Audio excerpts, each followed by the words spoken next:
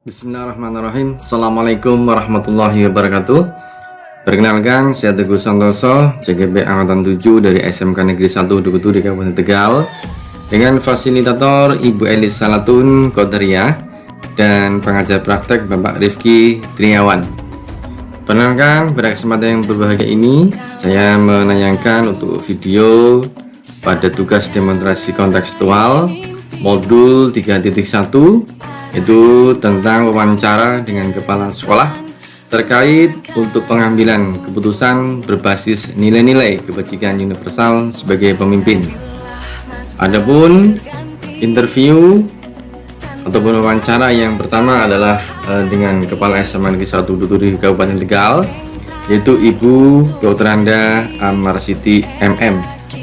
Adapun wawancara saya dengan beliau, Ibu Dr. Anda Amarsiti MM, adalah sebagai berikut. Bismillahirrahmanirrahim. Assalamualaikum warahmatullahi wabarakatuh. Perkenalkan, saya Teguh Santoso, CGP Angkatan 7 dari SMA Negeri 1 Dukuh. Pada kesempatan yang berbahagia ini, saya bersama Ibu Kepala SMK Negeri 1 Dukuh, Ibu Dr. Anda Ahmadian Marsiti MM, yang saat ini akan mencoba untuk bincang-bincang, ngobrol-ngobrol terkait dengan pengambilan keputusan yang berbasis pada nilai kebajikan. Selamat pagi, Ibu. Pagi. Alhamdulillah. Gimana kabar ini, Bu Titi? Baik. Alhamdulillah, alhamdulillah. Mohon maaf ini saya mungkin selama 15 menit sampai 20 ke depan menunggu waktunya Ibu ini untuk aktivitas. Diperkenalkan, Ibu. Monggo. Okay. Tapi saya sambil. Ya, nggak apa-apa, Ibu. Kita relax aja, kita santai aja. Karena memang ini terkait dengan tugas saya ini, Ibu. Kebetulan ada tugas untuk demonstrasi kontekstual, yang mana saya harus mewawancarai kepala sekolah terkait dengan pengambilan keputusan yang berbasis pada nilai kebajikan. Mohon maaf ini, Ibu, saya bertanya. Ini kan Ibu sudah cukup lama lah menjadi kepala sekolah dan sudah cukup berprestasi, sudah berkiprah kemana-mana. Tentunya dalam mengambil keputusan itu sering sekali menjadi dilema. Dan kita juga tahu bahwa masalah itu kan bisa menjadi dilema etika ataupun juga bujukan moral. Nah, kira-kira gimana nih Ibu untuk mengidentifikasi apakah masalah yang muncul di sekolah itu dalam pengambilan keputusan itu termasuk ke dalam dilema etika ataukah termasuk dalam bujukan moral itu, Ibu? Gini loh, Pak. Yang namanya kasus memang banyak ragamnya. Ya. Kalau seperti yang ditanyakan oleh Pak Teguh, itu menyangkut kasus-kasus mungkin dilema etika atau yang lainnya. Kalau tadi saya lihat, saya dengarkan sekilas itu, selama saya melihat kasus-kasus yang ada di sini itu, kita lihat dari dua sudut pandang. Sudut pandang moral ataupun sudut pandang hukum. Kalau memang kasus tersebut itu melanggar hukum, maka sudah tentu bahwa benar lawan salah. Benar lawan salah. Tapi jika masih bisa dikatakan benar lawan benar, benar lawan benar itu kasus benar ya, Bu, ya? Iya. Jadi benar-benar ini. Iya. Benar lawan benar itu masalahnya itu sudah merupakan dilema etika. Dilema etika, ya. Iya. Oke. Jadi kita harus bisa menentukan dari sudut pandang mana. Berarti dilema etika manakala ketemu benar lawan benar. Kalau bujukan moral berarti ketemu antara benar ketemu dengan salah. Karena terkait dengan masalah hukum gitu ya, Bu, ya. Oke. Baik, kemudian berikutnya nih, Bu, untuk menjalankan pengambilan keputusan yang terkait dengan tadi dilema etika ataupun benar ketemu benar. Tentunya kan sulit juga nih ya, Bu, ya, karena kan menjadi dilema. Nah, ini gimana nih Ibu Kepala Sekolah untuk menjalankan keputusan ini, Bu? Seperti yang tadi saya katakan, jadi kita melakukan identifikasi kasus itu melihat dari berbagai sudut pandang, kemudian menimbang secara matang mana yang paling benar dari keputusan itu, menguntungkan banyak orang apa merugikan. Jadi kita harus bisa mempertimbangkan dalam mengambil keputusan itu, harus banyak pertimbangan. Memang susah sekali. Iya. Apalagi itu mesti internal ya Bu ya. Itu kan tentunya bikin dilema besar itu untuk kita semuanya. Oke. Terima kasih ini Ibu. Kemudian untuk pengambilan keputusan itu kan harus ada langkah-langkahnya ya. Iya. Ataupun prosedur yang harus ditempuh. Nah, kalau boleh tahu ini biasanya gimana nih Ibu untuk mengambil keputusan itu, langkah-langkahnya ataupun prosedurnya bagaimana ya Bu ya? Langkah-langkahnya itu ada beberapa langkah sih ya. Di dalam pengambilan keputusan itu memang tidak mudah. Yang pertama itu kita harus menentukan apa sih masalahnya. Identifikasi masalah dulu. Iya, masalahnya itu apa. Kemudian menentukan siapa yang terlibat dalam masalah itu. Kan mestinya jangan langsung kita pegang orang ini, tetapi kita harus menentukan dulu siapa saja yang terlibat dalam masalah ini gitu ya. Kemudian setelah itu kita menanyakan ke orang-orang yang terdekat. Ya. Kita tanya dulu, kita cari informasi, kita gali informasi dulu, sehingga nanti kita tidak salah dalam menentukan keputusan. Setelah itu kita gali orang-orang itu, kita ajak diskusi gitu untuk mencari informasi lebih lanjut, kemudian membuat beberapa keputusan, alternatif keputusan. Iya, gitu. Seperti itu. Tapi kalau memang belum bisa juga susah sih ya. Itu kita akan mempertimbangkan lagi. Ya, kita pertimbangkan lagi dari berbagai sudut pandang juga itu sebelum keputusan itu kita ambil. Gitu. Terus dari langkah-langkah atau prosedur itu Ibu, ini ada hal-hal apa saja ini yang sekiranya bahwa itu dianggap paling efektif dalam pengambilan keputusan untuk kasus-kasus yang dalam kategori dilema etika itu Ibu? Iya, saya itu melakukan analisis kasus dulu. Ya, kita tentukan dulu analisis kasusnya, setelah itu baru menentukan solusinya. Dalam penyelesaian ini kan mesti ada peraturan, norma yang ada, gitu kan. Kita harus sesuai dengan peraturan dan norma yang berlaku. Tentunya selalu berpijak pada norma gitu ya. Kemudian ke depannya kita juga mengedepankan kepentingan umum. Jadi bukan kepentingan pribadi, kepentingan umum yang sekiranya itu bermanfaat bagi orang banyak. Oke, baik Ibu. Berarti kan selalu berlandaskan pada regulasi yang ada lah begitu. Betul, ya. Nah, ini kan semuanya pasti banyak tantangannya ya Bu ya. Nah, itu memang menjadi dilema kita semuanya. Itu kalau boleh tahu tantangan-tantangan yang selama ini Ibu alami terkait dengan pengambilan keputusan ini gimana ya Bu, tantangannya gitu? Itu yang kadang membuat kita itu sulit sekali ya. Tantangan dalam pengambilan keputusan itu memang luar biasa. Tapi justru itu kami atau saya secara pribadi itu kalau mengambil keputusan itu punya tantangan bahwa keputusan yang saya ambil itu adalah yang terbaik. Yang terbaik. Ya. Jadi mungkin masalah itu dua-duanya itu benar. Itu kan yang bikin bingung dalam menentukan keputusan gitu itu bagaimana karena dua-duanya benar sehingga kita akan ambil keputusan yang terbaik. Kemudian menguntungkan bagi semua pihak ya. Bagi keduanya menguntungkan, tidak ada yang dirugikan. Iya, betul. Iya, sulit sekali memang seperti itu. Tetapi mau tidak mau kita harus pertimbangkan mana yang paling baik. Oh gitu Ji. Skala prioritas barangkali begitu Ji. Betul. Terus berikutnya nih Ibu. Ini kan terkait dengan pengambilan keputusan ini, Ibu ada jadwal khusus ataukah dalam sebuah penyelesaian kasus dilema etika itu langsung diselesaikan di tempat itu, ataukah mungkin ada prosedur lain Ibu untuk penentuan keputusannya itu? Kalau menentukan keputusan. Iya. Tergantung pada masalahnya. Oh gitu. Kalau masalahnya itu masalah yang ringan, itu bisa langsung saya putuskan di tempat. Dalam arti bisa langsung face to face gitu, kita bisa langsung putuskan. Itu kalau masalahnya ringan. Tetapi kalau masalahnya sudah berat ya, itu kan masalah juga berkelas ya. Masalahnya berkelas itu sudah termasuk masalah berat. Itu kita seperti tadi, kita melakukan dengan langkah-langkah seperti tadi ya. Kita cari permasalahannya apa, kemudian kita cari orang-orang yang terlibat itu siapa saja, cari kita gali informasi dan sebagainya, seperti yang tadi saya jelaskan. Baik Ibu, tadi Ibu menyampaikan terlibat ya, orang yang terlibat itu siapa saja di dalam Bank Indonesia itu.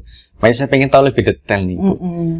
Untuk seseorang ataupun faktor lain, ya faktor pendukung yang selama ini membantu Ibu untuk mempermudah proses pengambilan keputusan itu, apakah ada yang membantu ataupun yang sekiranya terlibat di dalam secara langsung itu Ibu? Jelas, karena kita kan sebuah organisasi ya, di sekolah itu kan juga sebuah organisasi, jadi banyak yang terlibat di sini. Misalnya kita mengambil keputusan kan tidak bisa sendiri, kita bisa mengajak bicara dengan warga sekolah, kemudian stakeholder, wali murid, ataupun mungkin orang-orang yang mempunyai kedekatan lah dengan yang punya masalah gitu. Jadi banyak sekali yang harus kita libatkan sebagai alternatif solusinya nanti. Iya, seperti itu. Terus ini mungkin pertanyaan terakhir ini Bu. Dari semua hal yang telah Ibu sampaikan tadi, kira-kira pembelajaran apa nih yang Ibu peroleh dari pengambilan keputusan dengan berpijak pada nilai kebenaran seperti ini Ibu? Yang jelas itu memang insya Allah membuat saya lebih bijaksana. Insya Allah begitu, membuat saya lebih bijaksana dalam menganalisis suatu permasalahan. Kemudian bisa juga dijadikan pertimbangan menentukan solusi yang tepat dan yang terbaik. Begitu ya Bu ya. Iya. Alhamdulillah. Kita harus sebagai seorang pemimpin kan harus cerdas emosi. Harus itu yang kadang sudah dikendalikan ya Bu ya. Nah begitu. Iya. Mungkin begitu Ibu. Terima kasih sekali atas waktunya dan mohon maaf ini saya selalu mengganggu karena ini sudah menjadi tugas saya terkait dengan pemenuhan tugas. Sekali lagi terima kasih atas waktunya. Sehat selalu Ibu dan sukses selalu. Sukses semuanya, bisa berjalan lancar. Matur nuwun sekali Ibu. Sama-sama. Demikian tadi wawancara saya dengan Ibu Kepala Sekolah Ibu Dr. Ahmad Marsiti MM. Terkait dengan pengambilan keputusan berbasis pada nilai kebajikan universal. Mungkin sekian dari kami. Terima kasih. Assalamualaikum warahmatullahi wabarakatuh. Waalaikumsalam warahmatullahi wabarakatuh. Untuk wawancara yang kedua, kami lakukan dengan beliau Ibu Indah Eko Cahyani SPD MBD, Kepala SMK Negeri 4 Pekalongan, yang saya lakukan secara daring. Karena kebetulan beliau masih ada di Pekalongan, walaupun asal beliau adalah dari Kabupaten Tegal. Adapun wawancara saya dengan beliau Ibu Indah Eko Cahyani SPD MBD adalah sebagai berikut. Assalamualaikum warahmatullahi wabarakatuh. Waalaikumsalam warahmatullahi wabarakatuh. Ya, mohon izin perkenalkan saya Teguh Santoso, CGP Angkatan 7 dari SMA Negeri 1 Dukuturi. Perkenalkan pada kesempatan yang berbahagia ini, khususnya di siang hari ini, saya bersama dengan Bu Indah Eko Cahyani, Kepala SMK Negeri 4 Pekalongan, yang super sibuk sekali ini ya, makanya mohon maaf ini baru bisa nemui secara daring seperti ini, tidak bisa secara luring ataupun ketemu secara langsung, karena memang mengingat kesibukan beliau yang sangat super sibuk sekali. Mudah-mudahan ini tak mengurangi rasa hormat saya kepada beliau Bu Indah untuk kesempatan siang hari ini. Mohon maaf Bu Indah, untuk hari ini, siang hari ini kabar sehat ya Bu Indah ya? Alhamdulillah sehat. Alhamdulillah, Saya. semoga selalu diberikan kesehatan untuk Bu Indah. Mohon maaf ini Bu Indah, saya mungkin akan mengganggu waktunya selama 15 menit ke depan. Kira-kira diperkenankan nggak ini Bu Indah ya? Ya, silakan Pak Teguh. Oke, baik, terima kasih atas izinnya Bu Indah. Mohon maaf ini kan Bu Indah sebagai seorang kepala sekolah itu ya, yang mana tugasnya sangat luar biasa, apalagi ditambah dengan kesibukan Bu Indah yang menjadi narasumber kemana-mana.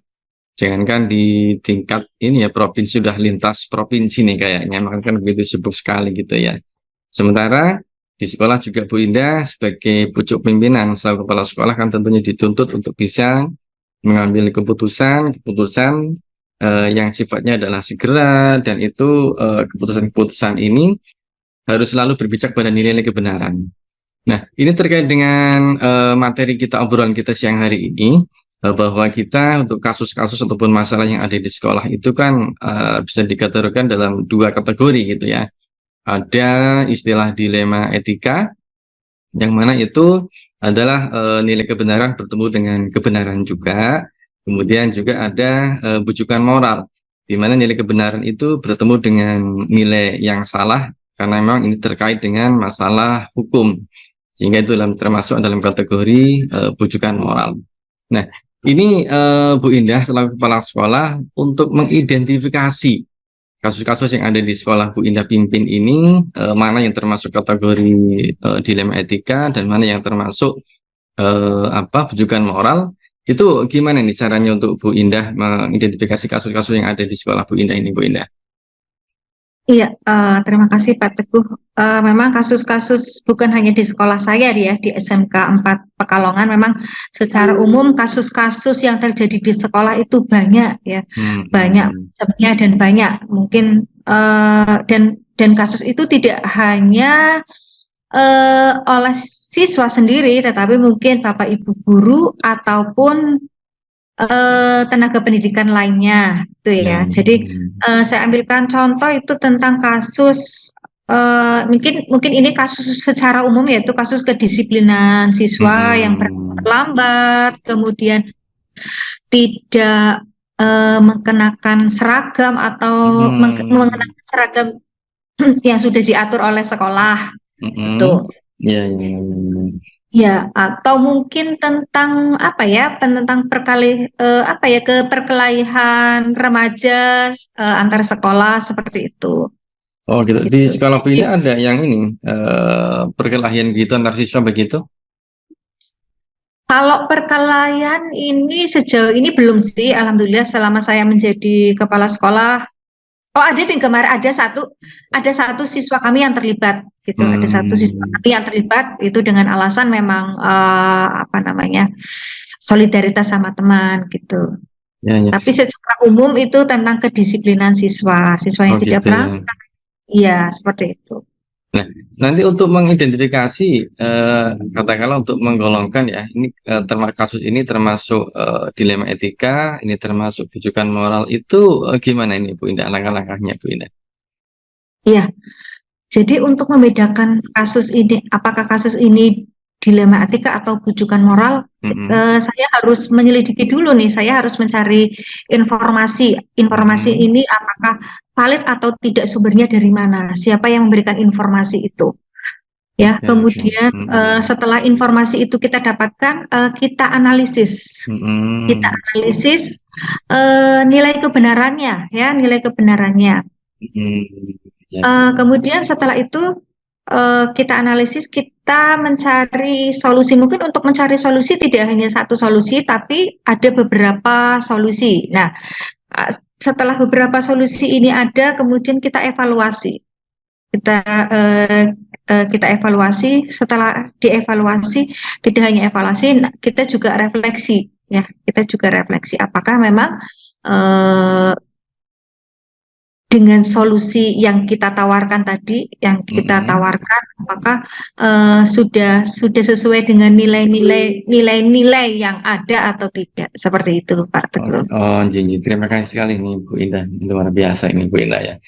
Kemudian ini Bu Indah, untuk selama ini ya, gimana nih Bu Indah menjalankan keputusan di sekolah Bu Indah, yang mana kebenaran ketemu kebenaran. Ini kan tentunya menimbulkan dilema nih.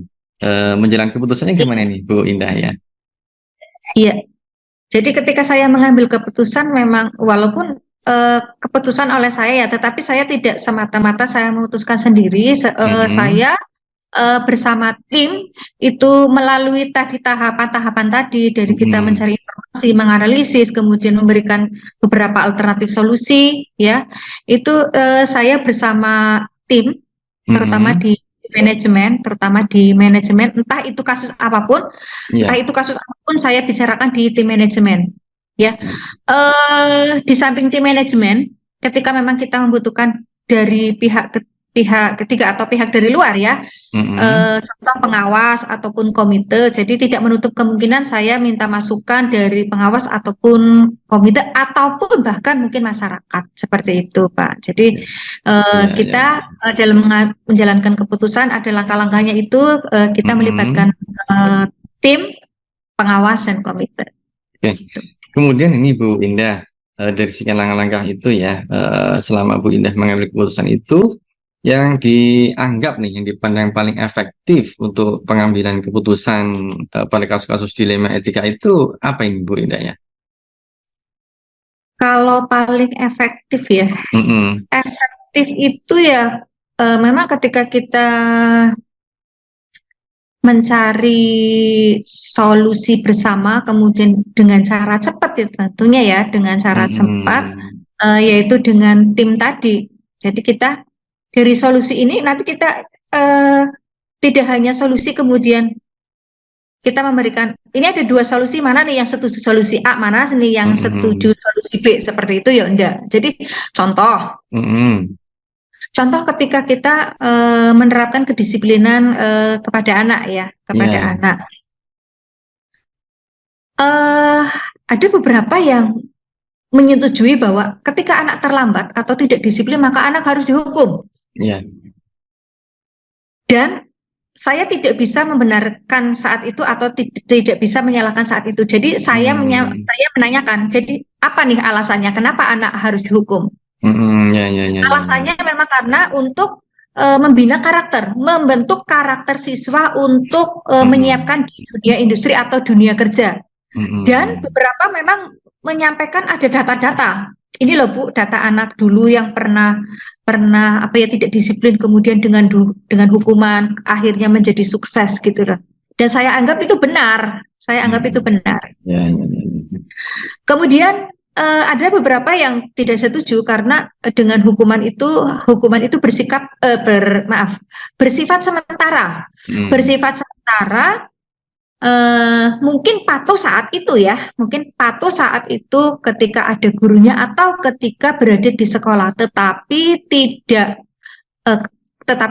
ketika di luar sekolah akan kembali terulang seperti itu. Jadi hanya bersifat sementara gitu ya. Iya, maka menawarkan bagaimana kalau ada ada konsekuensi, Jadi itu memang dianggap benar.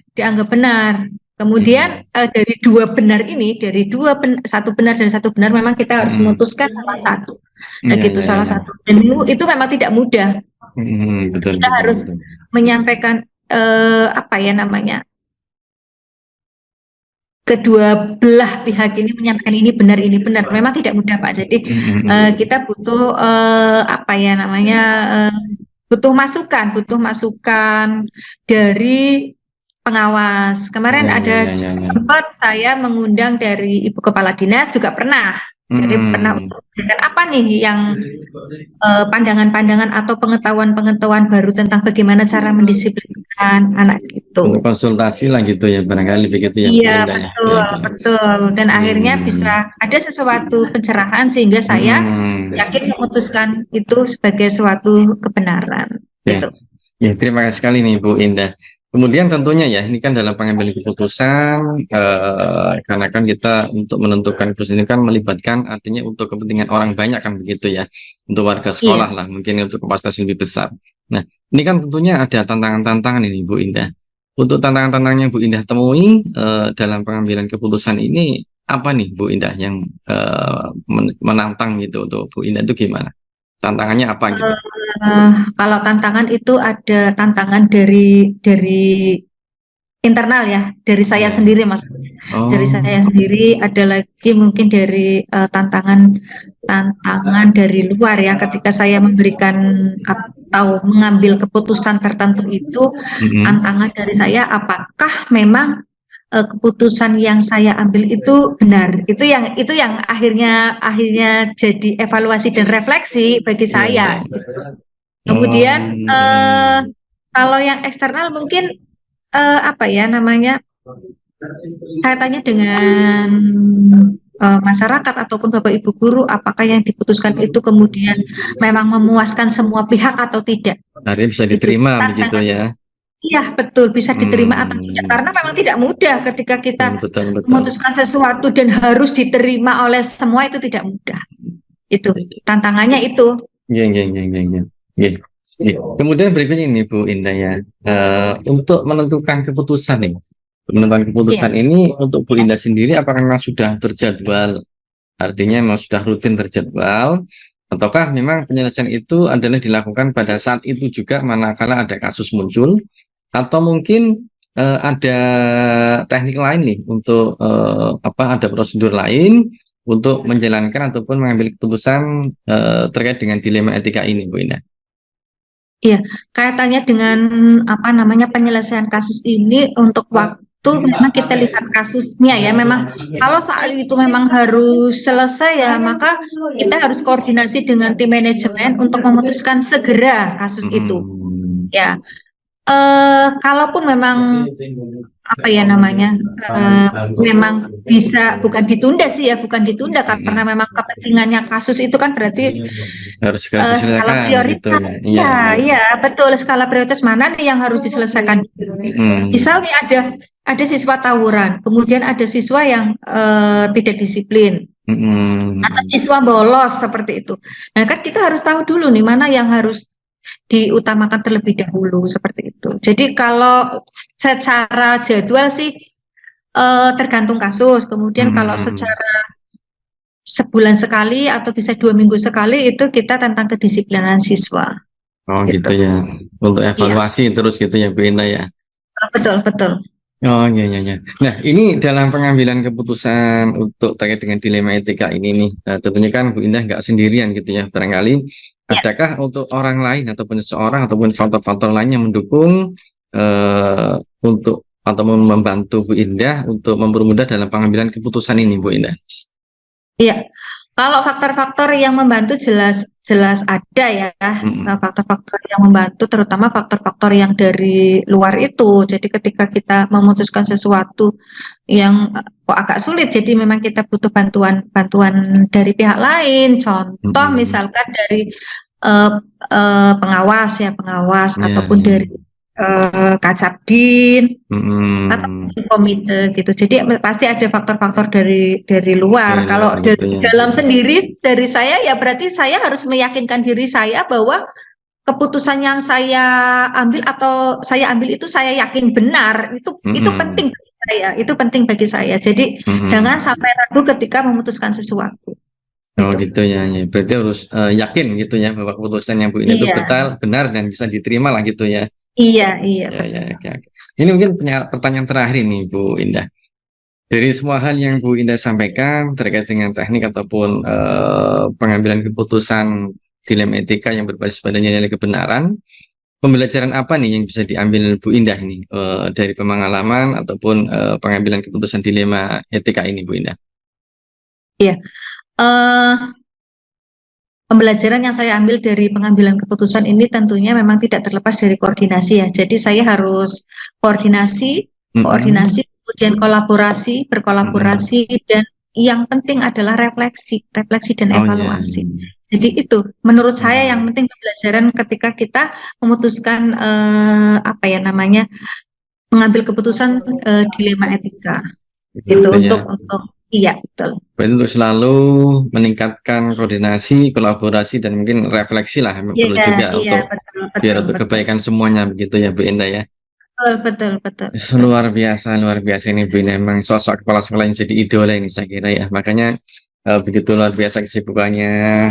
Ini terima kasih sekali nih Bu Indah atas waktunya, sudah mau berbagi dengan saya. Ini mohon maaf sekali saya mengganggu waktu kesibukannya Bu Indah, ini aktivitas tergabung dengan saya ini Bu Indah ya.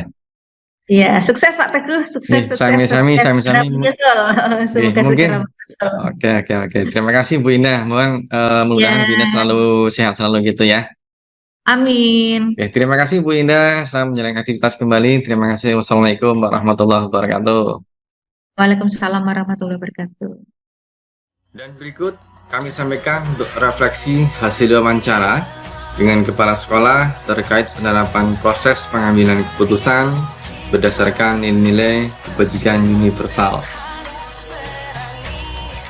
Untuk pertanyaan yang pertama, yaitu hal-hal menarik apa yang muncul dari wawancara tersebut. Pertanyaan-pertanyaan mengganjal apa yang masih ada dari hasil wawancara bila dibandingkan dengan hal-hal yang Anda pelajari seperti 4 paradigma, 3 prinsip, dan 9 langkah pengujian. Apa yang Anda dapatkan? Hal-hal yang menarik yang muncul berdasarkan hasil wawancara dengan kedua kepala sekolah bahwa dalam pengambilan keputusan, beliau kepala sekolah telah menerapkan langkah-langkah antara lain.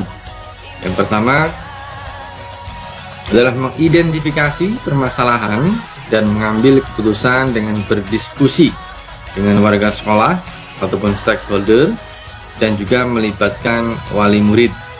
Kemudian yang kedua adalah meminimalisir dampak negatif ketika sebuah keputusan diambil. Dan juga pengambilan keputusan dilakukan secara objektif dan berkeadilan. Jika dibandingkan dengan yang saya pelajari di modul 3.1, bahwa para pemimpin saya sudah menerapkan beberapa hal mengenai 4 paradigma, 3 prinsip, dan 9 langkah pengujian. Hanya saja belum semuanya dilakukan, terutama pada hal uji benar atau salah dan investigasi opsi trilema. Para pemimpin tersebut sudah menerapkan prinsip pengambilan keputusan, di mana keputusan yang diambil berbasis hasil akhir. Pertanyaan yang kedua, bagaimana hasil wawancara antara 2-3 pimpinan yang Anda wawancarai? Adakah sebuah persamaan atau perbedaan? Kira-kira ada yang menonjol dari salah satu pimpinan tersebut? Mengapa dan apa yang membedakan? Berdasarkan hasil wawancara antara saya dengan kedua kepala sekolah, yaitu Ibu Dr. Ammar Siti MM selaku Kepala SMA Negeri Turi dan juga Ibu Indah Eko Cahyani SPD MBD selaku Kepala SMK Negeri 4 Pekalongan, ada beberapa persamaan antara lain. Yang pertama adalah bahwa tahap identifikasi permasalahan secara umum sama, yaitu melalui pengumpulan fakta-fakta yang ada dan pengambilan keputusan melalui alternatif solusi. Yang kedua, penyelesaian permasalahan dilakukan secara bertahap sehingga keputusan yang diambil tidak asal memutuskan saja, namun telah diperhitungkan secara matang melalui koordinasi dengan pihak-pihak yang terlibat ataupun yang terkait. Kemudian perbedaan dari hasil wawancara dari dua pimpinan ini adalah bahwa pimpinan yang pertama mengedepankan diskusi terhadap permasalahan, sedangkan pimpinan yang kedua menonjolkan analisis masalah yang kemudian menjadi pertimbangan dalam pembuatan keputusan. Sehingga sesuai dengan analisa saya bahwa yang lebih menonjol dalam tahap pengambilan keputusan adalah pimpinan yang kedua, karena lebih sesuai dengan langkah-langkah yang ada pada modul 3.1 yang sedang kami pelajari. Dan yang ketiga, apa rencana ke depan para pimpinan dalam menjalani pengambilan keputusan yang mengandung unsur dilema etika? Bagaimana mereka bisa mengukur efektivitas pengambilan keputusan mereka? Bahwa disampaikan untuk rencana ke depan para pemimpin jika dihadapkan dengan masalah dilema etika adalah melalui analisa permasalahan secara runtut dan lengkap berdasarkan 4 paradigma, 3 prinsip, dan 9 langkah pengujian keputusan. Para pemimpin dapat mengukur efektivitas pengambilan keputusan mereka dengan cara melakukan uji benar ada salah, serta melakukan refleksi dan evaluasi ketercapaian keputusan yang diambil berdasarkan apa yang sudah berjalan dan masukan dari beberapa pihak terkait yang menjalankan keputusan tersebut. Pertanyaan yang keempat, bagaimana Anda sendiri akan menerapkan pengambilan keputusan dilema etika pada lingkungan Anda, pada murid-murid Anda, dan pada kolega guru-guru Anda yang lain? Kapan Anda akan menerapkannya? Jika saya menghadapi permasalahan dilema etika untuk mengambil dan menguji keputusan yang membingungkan tersebut, maka saya akan menerapkan 9 langkah pengambilan dan pengujian keputusan, mulai dari mengenali nilai yang bertentangan, menentukan siapa yang terlibat, mengumpulkan fakta-fakta yang relevan, melakukan uji benar salah, menguji paradigma benar lawan benar, melakukan prinsip penyelesaian dilema atau resolusi, melakukan investigasi opsi trilema, membuat keputusan, lalu merefleksikannya, dan tentunya dengan memprioritaskan keputusan untuk kepentingan orang banyak, atau dalam hal ini adalah berprinsip pada berpikir berbasis hasil akhir atau end-based thinking. Dan saya akan menerapkannya jika dihadapkan dengan masalah dilema etika atau rujukan moral. Demikian refleksi ataupun analisis terkait dengan wawancara saya dengan kedua pimpinan sekolah, yaitu SMK Negeri 1 Dukuturi dan juga Kepala Sekolah SMK Negeri 4 Pekalongan, yaitu Ibu Indah Eko Cahyani dan Ibu Dr. Amar Siti. Mohon maaf atas segala kekurangan dan terima kasih. Demikian, salam dan bahagia. Guru penggerak, tergerak, bergerak, dan menggerakkan. Wassalamualaikum warahmatullahi wabarakatuh.